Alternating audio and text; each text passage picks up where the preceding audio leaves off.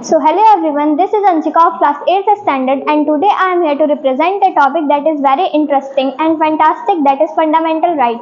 Fundamental right are contained in the part 3 of our constitution and this is suggested by B.R. Ambedkar in our constitution. There are 7 fundamental rights which are very important in our life.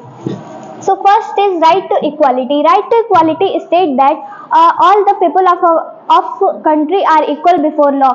मतलब इस right में ये कहा जाता है कि किसी भी पर्सन के बाद मतलब किसी भी पर्सन से ऐसा कोई डिस्क्रिमिनेशन नहीं किया जाएगा on the basis of the gender, caste and colour.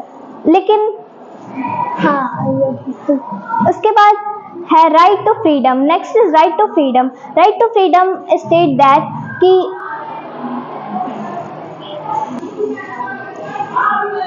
Right to freedom एक ऐसा राइट है जिसमें ये कहा जाता है कि मतलब कोई भी इंसान अपना बात रख सकता है और वो कहीं भी मतलब इंडिया के बाहर अगर देखा जाए तो अदर कंट्री में वो जा सकता है जॉब्स के लिए.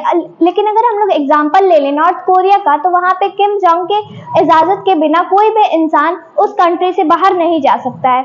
चलिए हम लोग चलते हैं अब थर्ड वाले पे, जो है right against exploitation. Right against exploitation में ये कहता है कि कोई भी 14 साल से कम बच्चों से मजदूरी नहीं करवा सकता है. उन्हें पढ़ने का अधिकार है, जो कि अभी हम लोग 7th वाले में डिस्कस करेंगे.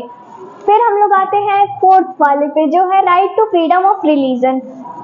दिस राइट स्टेट दैट कोई भी right to freedom of religion.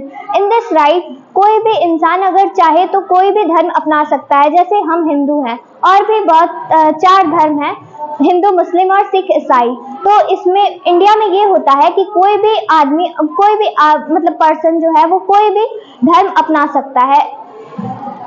फिर आते हैं हम लोग कल्चरल एंड एजुकेशनल राइट पे. ये ऐसा करता है जैसे अगर हम देखें तो कि मुस्लिम्स भी इस टाइम पढ़ सकते हैं. तो ये कह रहा है कि कोई भी कल्चर हो या फिर कोई भी धर्म हो वो पढ़ सकता है, उस धर्म का इंसान पढ़ सकता है, उसके साथ कोई भी डिस्क्रिमिनेशन नहीं होगा, खासकर पढ़ाई की बात पे.